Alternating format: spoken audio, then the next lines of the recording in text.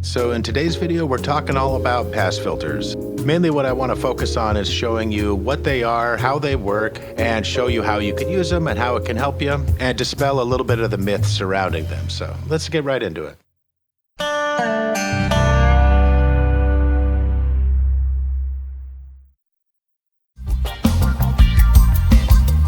So there's three types of pass filters. We have high pass, low pass, and band pass. And when you apply it, the pass filter lets everything that you're not filtering pass through. So if we sweep our high pass filter here, it's real easy to hear how these work. And now you'll see that this one is set at 24 dB per octave slope down here. And Nova does go all the way to a steep 72, and you'll see that the low pass works the same way. This is 24 dB, 72, and that's a 6, nice gentle slope. So for example, if I set my high pass at 100 Hertz and I change it to 12 dB per octave, what this is basically saying is that 1 octave below where it's set, here at 100 Hertz, is going to be reduced by 12 dB. At 50 Hertz, which is 1 octave lower, the attenuation or reduction is 12 decibels. Another octave down, which would be at 25 Hertz, is going to be 24 dB reduced. That's what the slope is referring to. Now, some of the controversy surrounding these slopes is how they might create phase issues. A lot of engineers recommend not using anything steeper than a 12 dB per octave slope because it will start to cause phase issues. Now, the default in Nova here is a 24. Honestly, I use this all the time and I don't run into a lot of phase issues, but I am aware to look for them. And if you check out my last video on BX Solo and mixing in mono, I talk about this a little bit. But if you're aware that high pass filters could create some phase issues, and you know how to look for them, and you know what to listen for, then you shouldn't run into any problems. Now, if you go to a steep 72, this could cause you some problems, especially in the low end. You know, really low frequencies have a really long sound wave, and every wave crest gets longer and longer the lower you go, and that's why you're more prone to phase issues down here in the low end. If you're messing around with a 20-foot wave or a 10-foot wave, it doesn't take very much to cause you a phase issue. But the main thing to know is not to let the controversy surrounding phase issues with high pass and low pass filters discourage you. You definitely want to use these, and I'm going to show you why here. So one of the best uses for these filters is to help clean up your tracks. And this is something you typically do very early on in your mix. You're trying to reduce or eliminate any of the information that you don't actually need in your mix. Now, one of the common pitfalls that new engineers fall into is they'll adjust their high pass setting with the tracks soloed out. This is actually not very useful. You typically want to decide how much you want to high pass or low pass out in the context of the mix, not in solo. And there's a couple reasons for that. If you decide where your high pass goes in the context of the mix, you might be surprised how much you can afford to lose. Another common pitfall is people high passing everything the same, and you don't want to do that. You want to customize it to every instrument. So let's customize our pass filters now on this submix track that has these two wah-wah sounding instruments. So what we're going to do now is sweep the high pass until we start to hear too much low end being removed from these instruments to where it compromises the sound too much.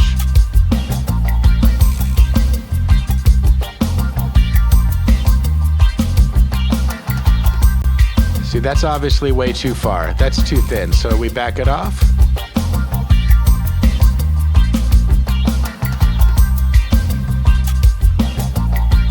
Now, if we solo it back out, now our high pass is set at just above 200 Hertz. And obviously this sounds way better if we take it down to just below 100 and let all of that through.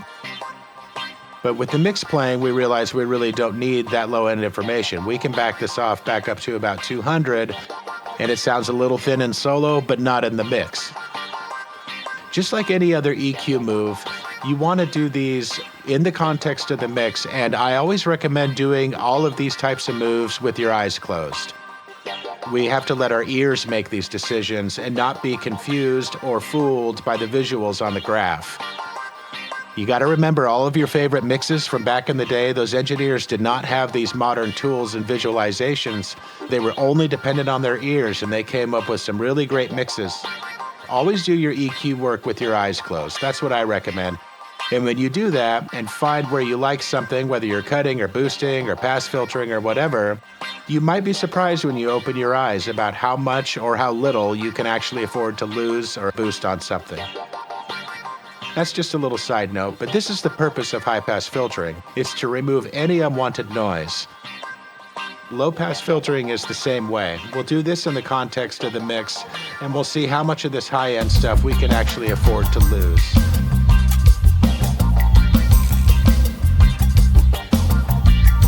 My ears are telling me I don't want to go too much below there, and that's right about 5K. In fact, I want to bring some of that back. So let's try it with the more gentler slope and see if we can take a little more. And there I'm down to about 4K, and that sounds all right. But how about let's back it off to 7 and try a steeper slope.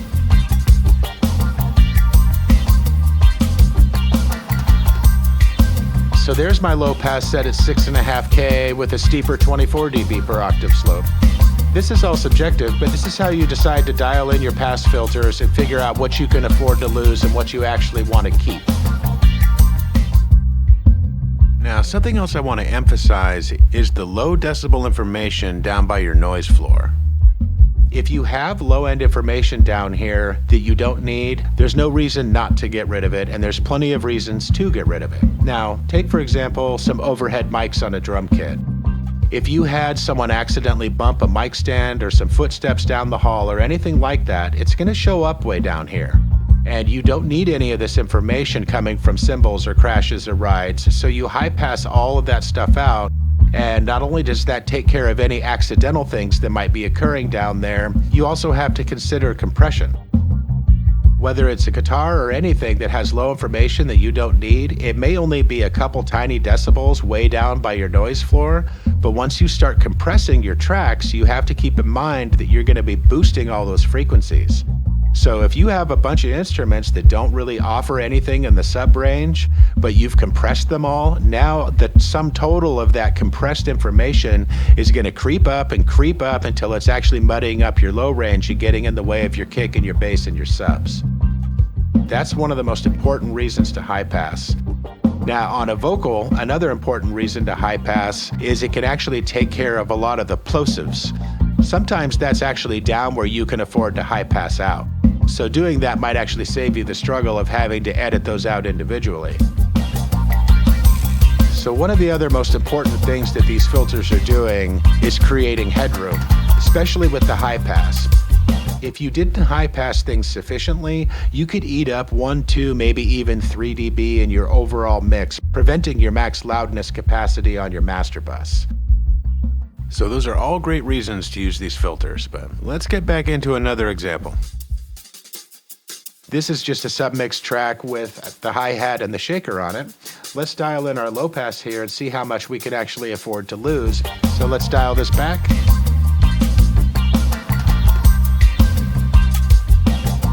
Now, whenever you're adjusting your pass filters, you want to listen to the instruments you're adjusting and the other instruments that are taking up that space in the mix.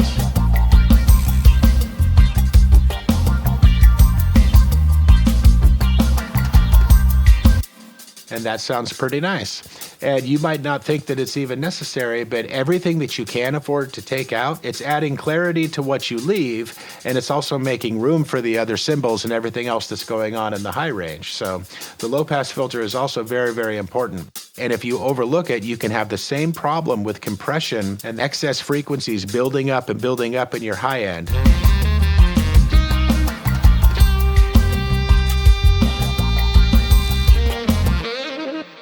And like on the saxophone, for example, look at all the information down here in the bottom that would be competing with our bass and our kick. You can see down here with the noise floor reduced that there's a lot of information that we do not need. Let's turn the pass filters off.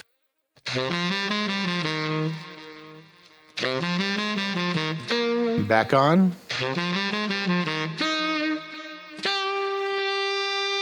Yeah, it just makes a huge difference.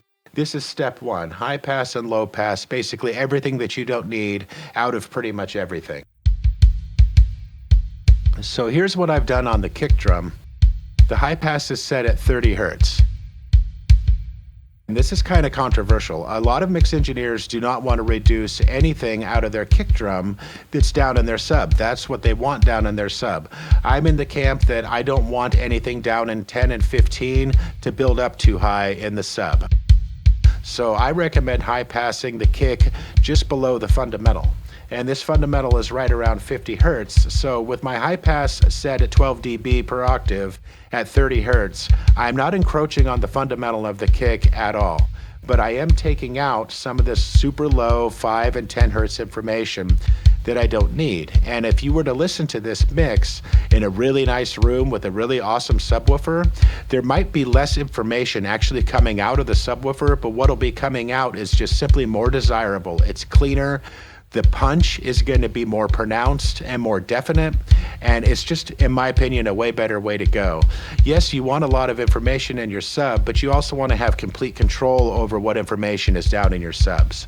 So even if this is an 808 and it's some kind of dance music or something that's just got a ridiculous rumble, I still control it. I still high pass it, and that's what's accenting the fundamental and the low information that I like.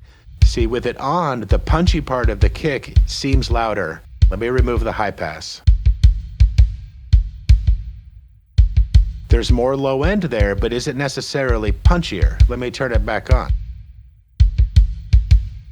See, I think this is actually punchier. This is the punch where I want it and not down where it's really low and really muddy. Let me go back and forth again.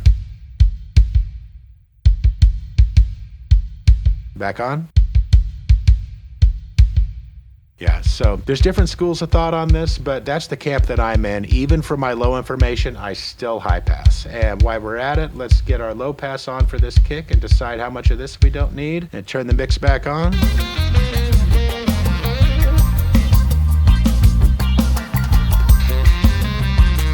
Make sure that my transient information from the kick around 5K is still cutting through, but I don't need that extra stuff above it. It's just going to give me a cleaner sound. And now, before we leave this video, there is a couple other pitfalls that I want to talk about, and some consequences of not high passing. There's things you simply can't hear. So if you're not high passing and you're also not looking at your spectrum analyzer at what's going on below 20 hertz, no matter how good your headphones or your speakers are, your ears just can't hear that stuff. You can feel it, but you can't hear it. So there's no reason not to high pass that stuff out if you deem it unnecessary, but don't ignore it just because you can't hear it. Bare minimum, drop a signal, whether it's a kick or a bass, into a spectrum analyzer and get a visual on what's going on where you can't hear it. So if you need help deciding whether or not you should high pass your subs out, make sure you at least look at it first before you make that decision. And another thing to consider here, especially about the phase relation and the polarity issues with the slopes on these filters, is where you really do have to be careful is if you have multiple microphones going on.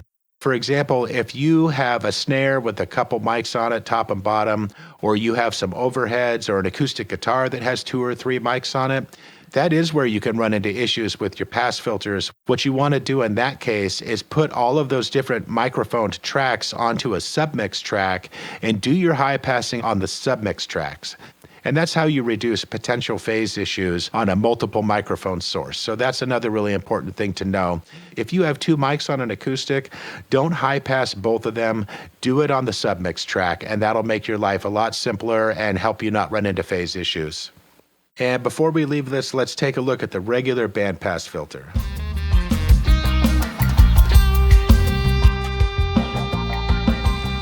So most parametrics have the ability to set an EQ node to a bandpass filter, and this is effectively a high pass and a low pass in one.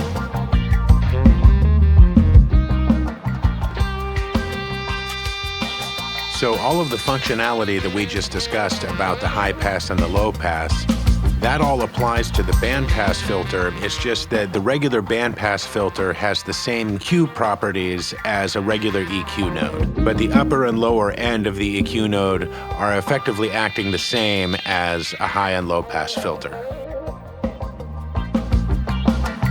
But there you have it. You have a high pass, a low pass, and a regular bandpass filter on your parametric. Those are super, super powerful tools, and they're pretty much step one in cleaning up a mix and making the most of your headroom. And you would be surprised if you utilize your high pass and low pass filters before you do any EQ work. It's amazing how clean you can get a mix just by doing those. So if that's something you haven't been doing, make sure you get on that because you'll thank yourself. So I hope that dispelled any of the myths with the filters and how they work. And I wanted to make sure that you knew about the phase issues and the pitfalls because there's some controversy there. But just want to reiterate that I typically don't have any trouble with 24 dB per octave slopes. A lot of professional big names do that all the time and don't think twice about it. So just be aware of phase issues, know how to listen for them and know how to look for them with your gear, and you shouldn't have any problems. Anyway, I hope you got a lot out of that. Hit me up in the comments if you want me to cover any more of these topics in detail, or if you got anything else that you want me to tackle, and I'll catch you on the next one.